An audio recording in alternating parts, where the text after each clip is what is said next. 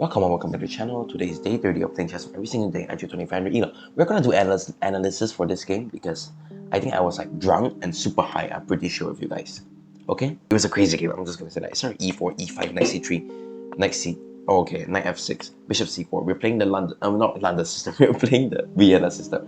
And also, if you're thinking of this as a free pawn, incorrect, because you're thinking of takes, and boom, boom, pow. So I have to go back, takes. You think this is the variation I want to play? Hell no, this is terrible. I know I don't play this. When he takes me, I play queen h5 and I try to go for a mate in one. We're not gonna do much theory here because there's nothing much to say because he did not play this version. He played bishop c5 trying to he played bishop c5 trying to put some pressure towards this pawn. I guess this is just to castle. This is the opening theory. Here I play d3, d6, bishop e3, and bishop e3 is known to be not a good move, but I have been doing it since my repertoire from the beginning, so I know basically most of the variations here. Take, knight out, knight out, knight out. I say, and then here I have a big decision for me to make. Do I play my bishop back so that so when his bishop come back, takes, my structure are all united and combined together happily, or do I play castles? Which I did, because when I castle, takes here, castles, queen d3, this d5 pawn push will be a struggle. Look at it. 1, 2, 3, 4, potentially 5, and then 6. 6 please, pressuring on d5. And then how many pieces do you have? Maybe like 1 to play this. So it's gonna be like here, here, and then here. I don't know, man. Then if you look at this, if there's 2 rooks, a pawn, a bishop, a knight, a queen, that's 6, right? Right, 2 rooks, pawn, 3, bishop, knight, and queen. 6 too. But you need more attackers than defenders. So at the end of the day, after trading everything off, I think I still win on the thing. But yeah, that's all. Okay, here he plays bishop e3. I was like, okay, development piece. Let me just play b3. Let me just solidify my structure here. Queen e7, rook d1. Here, I just thought of double stacking. The idea was to double stack. And then here he plays knight here. I was like, hey, you have like 3 things pressuring this rook. And guess what? The rook only has 1 and 2 defenders. 1 and 2 defenders. What I calculated here was takes. I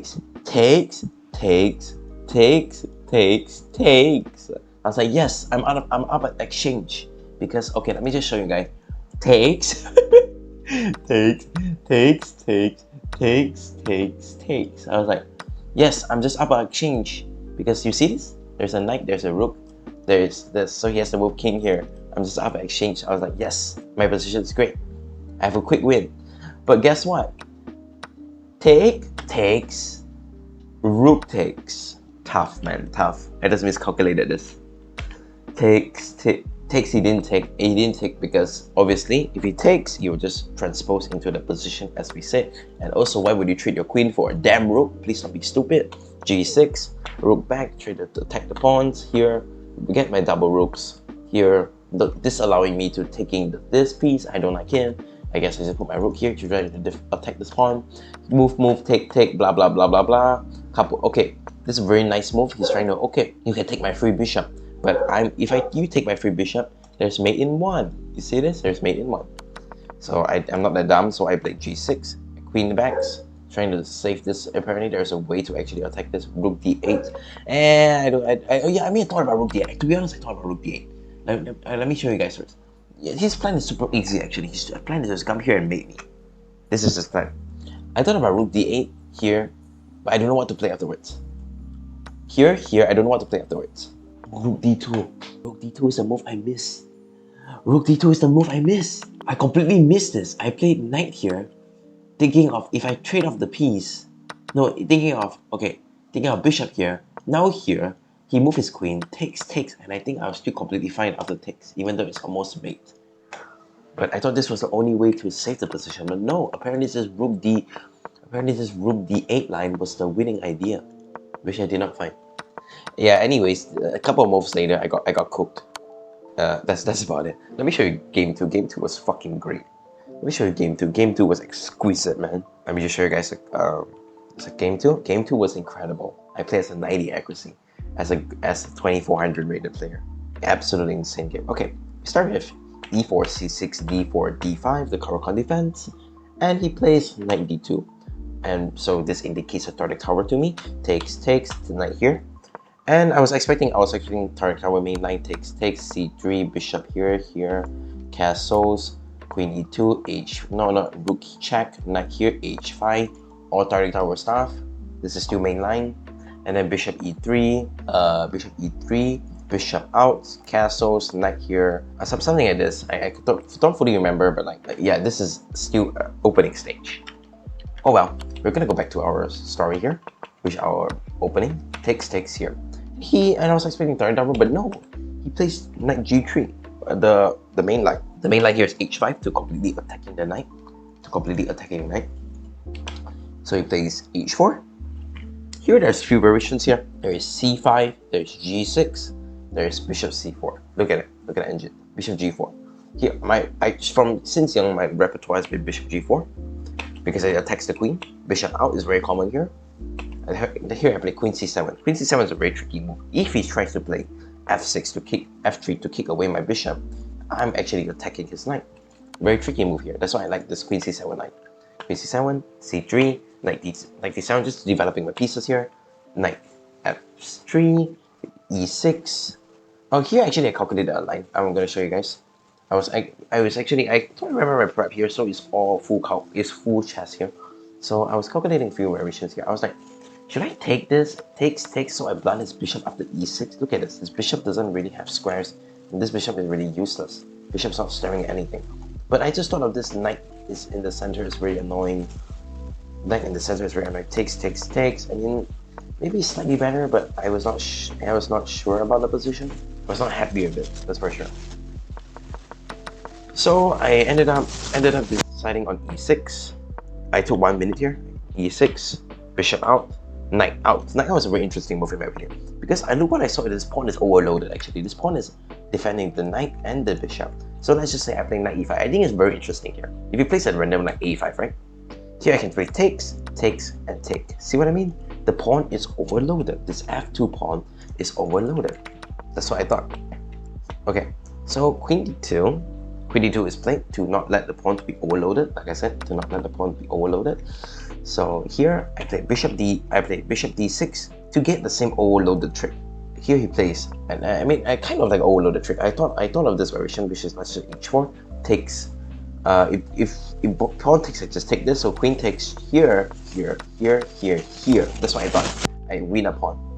This was the trick, but he's somehow smarter than this, so he plays knight back. Apparently it's a mistake.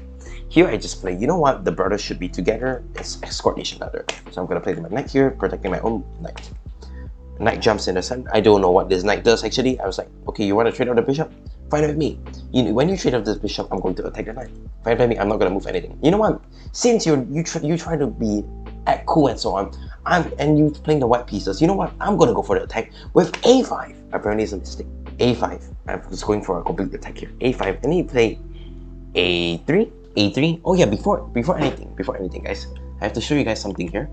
He cannot ever play this move c4 to kick away my knight, because I have this move bishop b4 winning the queen, so he could never play c4. So that's why, so it makes sense in a moment.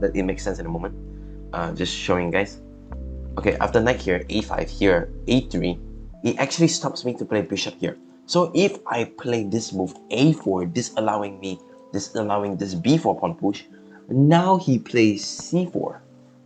So there is no bishop here, even though I can play like knight f4 and so on, but like there is no this pin anymore. So it's like not as good. My knight is not as happy as before. You guys understand that? My knight is not as happy. So a3, b5. So I just try to play b5 here to get rid of this c4 pawn push. Here he plays f3, which I just don't understand. I just play bishop f5, and I was like, and then he plays bishop d3. I was like, oh, okay, my position is better, so I don't have much to say. Here I calculate. So here I just thought, you know, if I trade off this piece, my bishop is super strong here, cutting off the laser beam of the position. I really like this. But in this position, after takes, my opponent blundered with bishop takes bishop. He forgot to knight move backwards. He forgot the knight move out in L shapes. He forgot the knight moved in L shapes and backwards, and potentially it's a freaking knight that moved in L. Come on, it's not a pawn. So I was like, okay, you blunder. Why do you blunder? You're at 1900. That's just such a one mover thing. Come on, come on. So takes. Knight e4, trying to make some counterplay here now. Here, because he's trying to take over. He's trying to make an imbalance. Here I say, you know what? Take your imbalance. I'm going to attack your queen first. So if you're trying to check me and so on, my knight is beautifully placed. Checks are incoming. So my position is just phenomenal. So bishop here, queen moves, and I say, you know what? Since you were trying to ruin my structure, no. Let me put my both knights in the center, being a very nice outpost. And guess what? This knight cannot be chased away. This knight kind of can be chased away, but not really. I just take this pawn. See what I mean? You can't really chase it away. After a long thought of him, he plays king f2. King f2 is such a crazy move, man. King f2. Imagine how bad your position must be if you cannot move your knight, your rooks, and your pawns. Imagine how bad your position is that the best move is king. Can you imagine that? How bad your position has to be?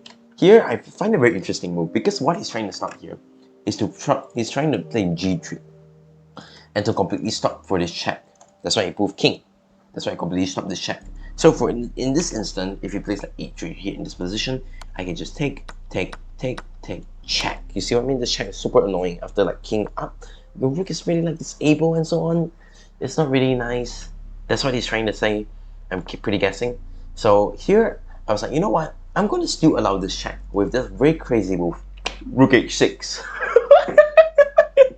Rook h6 to go rook g6 to go check. Takes, queen takes. I was like, you know what? This looks phenomenal here. Rook h6, here he plays g3. And here I calculated, okay, my bishop can either go here or either can go here. If I go here, I'm maybe not so happy. My pieces are not so goodly placed because this rook is not as active as before. Maybe this rook is more active. Maybe it's more open. I'm not sure. I just played the more safe move, which is bishop backwards. And I was thinking to myself, there is no way you would trade your knight for my bishop since your knight is such a beautiful outpost which I'm not going to chase away anytime soon. Brother took it instantly. Okay, so I just use queen takes. Rook here. Rook here is a very tricky move, by the way. If I just play like a random move like rook here to go for an attack, he can just play queen takes f5 because when I take him, he's going to smash me with his rook. So my pawn is pinned, it was like. So here, I had many decisions here. I could long castle, I could play king here, but ultimately I just played king up. So I could reunite the family between the king and the queen. I mean, come on, after 23 moves, okay, since the opening, the king and the queen haven't touched each another. I don't know how do they feel about not having a close bond relationship, but after 23 moves of theory and so on, they finally united with a hands-to-hand hugging method. You know what I'm saying? Okay, after queen here, queen e4, rook g6, I was like, hey, I'm smashing you, man, you're dead. Okay, here he plays rook h3, which is basically the only move. There's also rook g1 here to defend this. Rook h3 is completely fine. Here I'm like, you know what? I'm done playing against this loser. I'm going to break the pawns, check him out, and we're gonna go for some mate. So I was thinking, he can't really do it now because he's not gonna capture it. And he's not gonna capture it, for example, if he just play, what defense is a good move here? Like knight here, takes. He's gonna take with the pawn. You see him? There's no trade. But now I'm gonna play b5 and so on and so on. If takes something like this. This was the idea here. But I don't allow this. I just play rook c8 to now allow this pawn push because there's gonna be a check incoming in the future. So now he wants to queen trade. I was like, okay, you queen trade with me, I just win. Now I just play f6, kick away you. Now I just play c5 to just allow my rook to be active. Here I just thought a few seconds here, I was like, you know what, this is super annoying, this pawn push in the future, so I'm just gonna allow my knight to come here to prepare this pawn push. Not really yet. I moved my king first to just completely avoid the pin, and my time was actually 2 minutes here and he has 4 minutes. So in this position, he plays rook back. He probably has no moves, he doesn't know what to play. And I play my knight back. And the final blunder of the game, knight e3. Not a blunder, because that's how bad his position. Pause and solve, guys. Knight takes e3, king takes e3, knight c4, check, forker, rule in the bum. I don't know what I'm saying. So at the end of the day, takes, check, here, takes, and white resigns. So overall, I think this is a very interesting game, I would say so. By interesting means that my opponent cannot do maths. I'm joking, okay? He probably miscalculated and like have like 7 beers like me. Like 10, I just woke up like 30 minutes ago now? I don't know, man. Okay, that's all for today. I'll see you guys tomorrow.